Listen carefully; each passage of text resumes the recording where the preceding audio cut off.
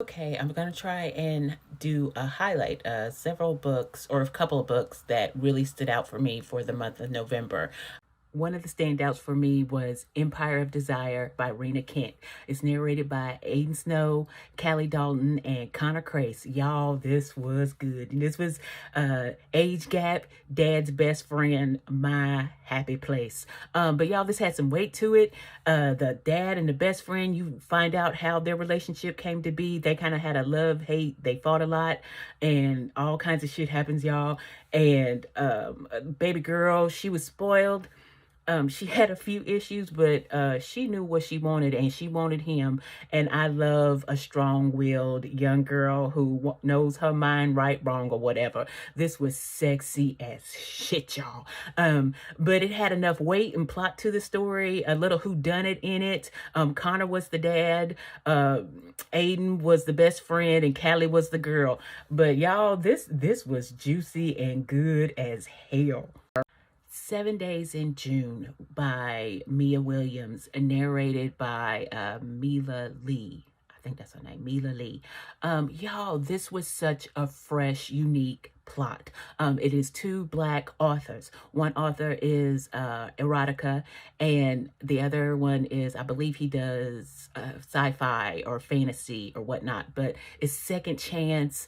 They're both not in healthy places. They keep missing the mark trying to get together. She is a single mom. She has chronic pain. Neither one of them, they're both not stereotypical people.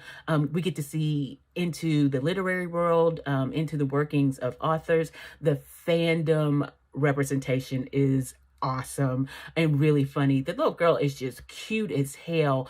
But y'all, this was such a healthy couple. They knew they weren't right for each other at times, and it was always somebody not in the right space, but they really fought and struggled to get together, and they waited until they were both in a healthy, happy place. But then it ends, y'all. You just get the epilogue, and I wanted to see more of them happy and finally in love together.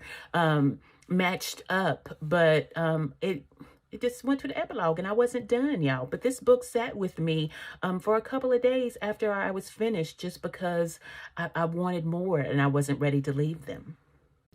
Infinite by Brian Freeman, narrated by Andrew Eiden. Chasing narrators got me into this book. This is a psychological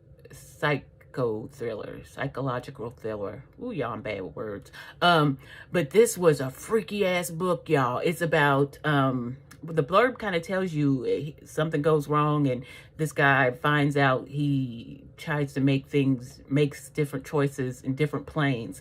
What I will tell you is this is not the book to listen to after having had an edible of any kind, because you will just have all kinds of reactional thoughts that just take my word for it. Don't do it while inebriated.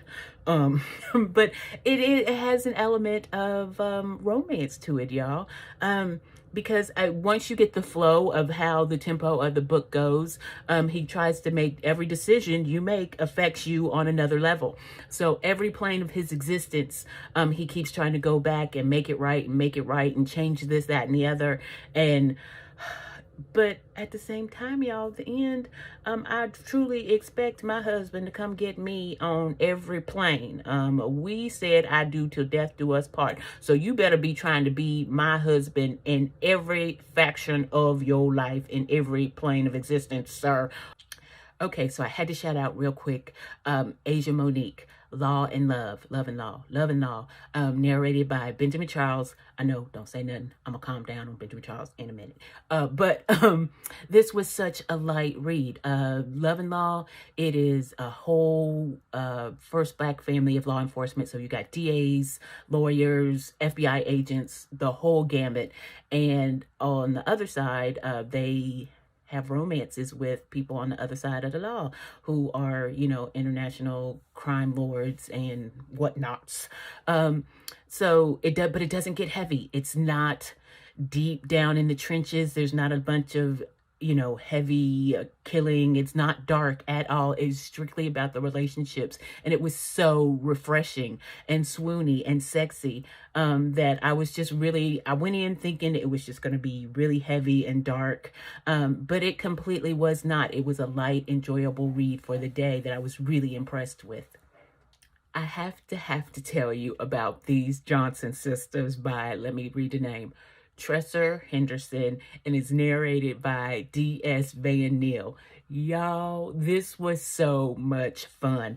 And I got thrown because the cover are these cute little sister girls, and the cover gives you the feeling of this is just going to be a light, cutesy type book. Y'all, this book was a hot ass mess. These sisters embodied what I wish a bitch would. Oh my God, this was messy.